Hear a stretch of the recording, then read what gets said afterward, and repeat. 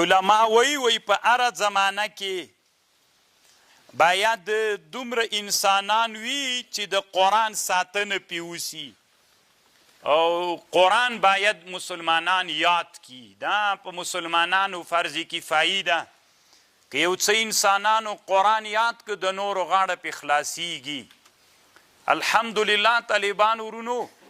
د اوسنۍ دنیا کې لیبیا یو اسلامي وطن ده، تاسې به نوم اورېدلي افریقا کې په 100 کې 80% عام انسانان حافظان د قرآن دي. دا طالبانو یو لوی کرامت ته چې الله دوی ته ورکړی ده. 100 کې 80% نرانو ښځې الله پاک د دوی حافظانې ګرځولي دي او دی د قرآن هغه سره دومره ډېر شوق ده. نو اسلامي امت طالبانو ډېره ښه جذبه لري. غم دا ده چې اسلامي امت طالبانو نن زمانه کې رهبر نه لري. داسې یو څوک اسلامي امت پیدا نه که چې د مسلمانان پې باندې راټول سي، چې د مسلمانان پې راټول سي او د اسلامي امت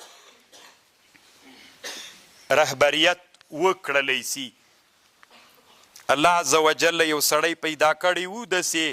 چې اسلامي امت پې باندې راټول سو طالبانو، خو نو هغه د کاپیرانو سترګو نظر که لږ زمانې دپاره پاتې سو.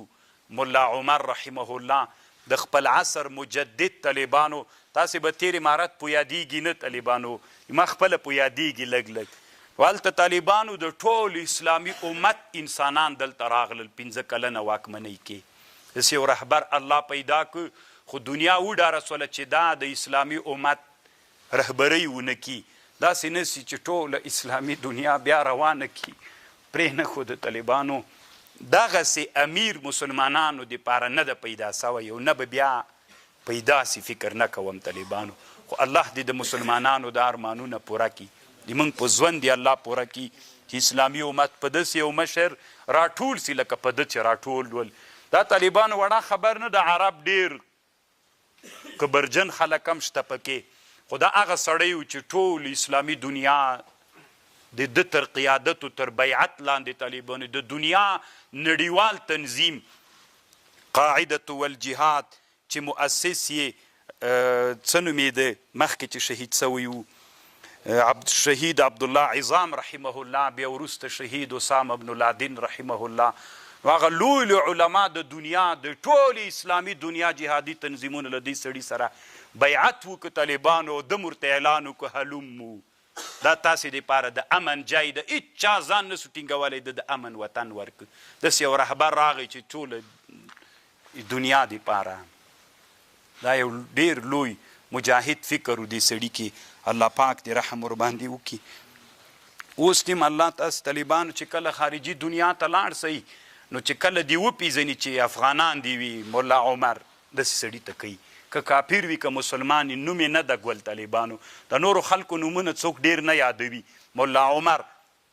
سړي ته داسې هغه کوي چې ډېر نر سړی وي د دنیا مسلمانان ورته. نو یعنې اصل خبره دیجې نه را پیدا سو چې لیبیا کې 80% انسانان حافظان د قرآن دي. دا خو یو لویه مینه د طالبانو که سم رهبران نن اسلامي امت درلودلی. اوس هلته امریکایانو خپلمنځي جنګونه پکې جوړ کړي دي چې مسلمانانو هغه دبدبه و هیبت ختم کړي. په ولایتونو یې تقسیم کړي دي، په قومونو باندې تقسیم کړي، ځکه هلته ژوند داسې بدوي ژوند د کوچانۍ ده. او یوه مسئله دلته دا د طالبانو ورونو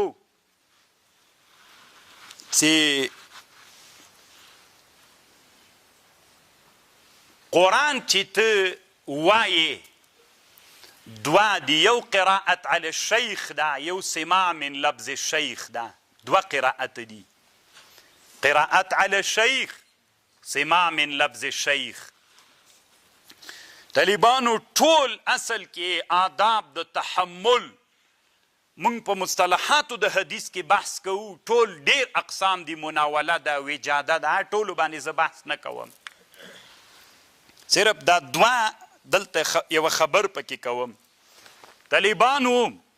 اوله نوع چې ده له انواعو د تحمل نه هغه قراءت علی الشیخ ده، دویم سماع من لفظ الشیخ ده. قراءت علی الشیخ دې ته ویل کیږي چې عالم و قاری ناست وي ته قرآن ورباندې ووایې او دی د تا غلطیانو ته متوجي سي او د تا غلطیانو اصلاح در وکړي دې ته څه وایي دې ته قراءت علی الشیخ وایي یو طالبانو سماع من لفظ الشیخ ده چې استاذ قرآن درته وایي تا غوږ ورته نیولی وي نو طالبانو ورونو افضلکم یو ده یو د قرآن په تحمل کې یو د حدیث په تحمل کې د حدیث په تحمل کې سماع من لفظ الشیخ اولاد طالبانو اما سیوطي وایي په تحمل د قرآن کې دلته بیا طالبانو ورونو څوک افضل ده سماع من لفظ الشیخ افضل ده نه سماع علی الشیخ افضل ده طالبان سماع علی الشیخ ده افضل ده یو د صحابو زمانه ولا ځکه امام سیوطي وایي په حدیثو کې معنا معتبره ده څوک معتبره ده معنا معتبره ده نو چې په حدیث کې معنا معتبره سوله هلته چې شیخ کوم عبارت ویلې سماع من لفظ الشیخ ده افضل ده هلته په حدیثو کې څوک معتبر ده معنا